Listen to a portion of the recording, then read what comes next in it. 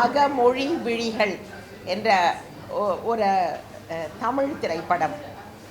அந்த திரைப்படத்தை பார்க்கிற எனக்கு ஒரு சந்தர்ப்பம் கிடைத்தது. அந்த கதையை அந்த கோத்திருக்கிறது எப்படி அடுக்குமாடிகள், அதாவது எந்த உத்தரவும் இல்லாமல் இஷ்டத்திற்கு கட்டப்பட்டு அதனால் அது இடிக்கப்பட்டது. அப்படி தான் அந்த ஓப்பனிங் சீன் ஆரம்பிக்கிறது. ஆனால் நம்மளுக்கு புரியலை.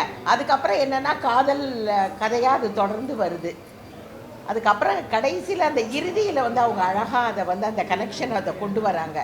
எப்படி அந்த அடுக்குமாடிகள் இடிக்கப்படுவதும் இந்த காதலர்களுக்கும் எப்படி அது சம்பந்தப்பட்டிருக்கிறது என்பதை ரொம்ப அருமையாக கோர்த்து கொண்டு வந்திருக்கிறார்கள். அதாவது உடல் ஊனமுற்ற இருவரை பற்றிய காதல் கதை.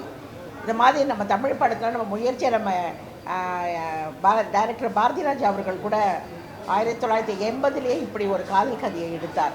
அதற்கு முன்னால் இந்திய ஜனாதிபதியிடமிருந்து கோஷிஷ் என்ற திரைப்படம் ஜெயபாத்ரி அவர்களும் சஞ்சீவ் குமார் அவர்களும் எடுத்த படம். அந்த படம் ஜனாதிபதி பரிசு பெற்றது. இதே போல உடம்பு ஊனமுற்றவர்களின் பிரச்சனையை தொட்டு எடுக்கப்பட்ட கதை. அதனால் இந்த சப்ஜெக்டை எடுத்து இதை இந்த மெசேஜை எப்படி ஒரு காதலர்கள் தங்கள் காதலை கண்களில் தான் காதல் வரும் என்று சொல்வார்கள். ஆனால் அந்த கண்களே பார்க்க முடியாத நிலையில் எப்படி தங்கள் காதலை 2 பேரும் பரிமாறிக்கொண்டு கொள்கிறார்கள் என்பது அந்த டைரக்டர் ரொம்ப கஷ்டப்பட்டு அந்த உணர்வை நம்ம கண்ணிருந்தும் இந்த மாதிரி விஷயங்கள்லாம் நம்மளுக்கு தெரியறதில்லை. ஆனால் இப்படிப்பட்ட விஷயங்களை ஒரு டைரக்டர் அவர் நான் நினைக்கிறேன் அவர் டைரக்டர் அவர்களுக்கு இது அவர் நேரடியாக இவங்களோடையெல்லாம் பழகி அவர் பாதிக்கப்பட்டவராக இருந்தால்தான் இந்த உணர்வுகளை எல்லாம் திரைப்படத்தில் காமிக்க முடியும் என்பது என்னுடைய எண்ணம். அதனால் அவர் அழகாக அந்த ஒரு காதல் கதையை கொடுத்துருக்காங்க. அதில் பார்த்த அந்த நடிகராகட்டும், அவர் நம்மளுக்கு அறிமுகம் இல்லாதவர், ஆனால் அவருக்கு கொடுத்த அந்த அந்த பையனை நல்லா அந்த நடிப்பை அவர் வெளிப்படுத்தி இருக்கிறாரு.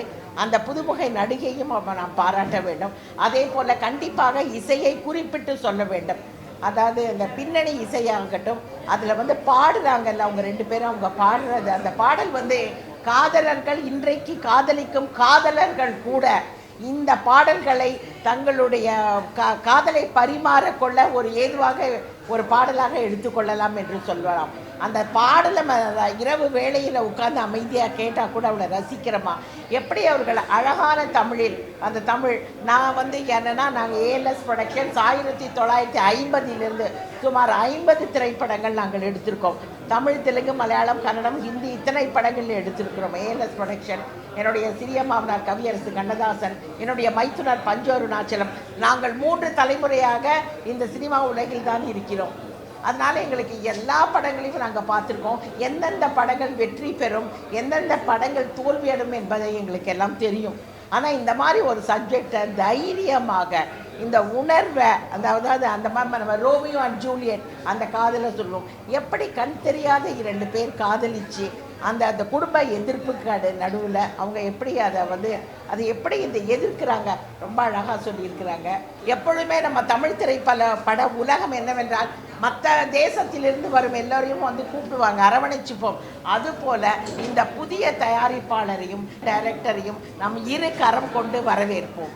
சென்சார்ல எல்லாம் கொஞ்சம் பிரச்சனை இருந்தது போல், பட் அதெல்லாம் மீறி இந்த படம் கண்டிப்பாக எங்கள் தமிழக மக்கள் இந்த படத்திற்கு பெரிய வரவேற்பு கொடுப்பார்கள் என்பது திண்ணம்.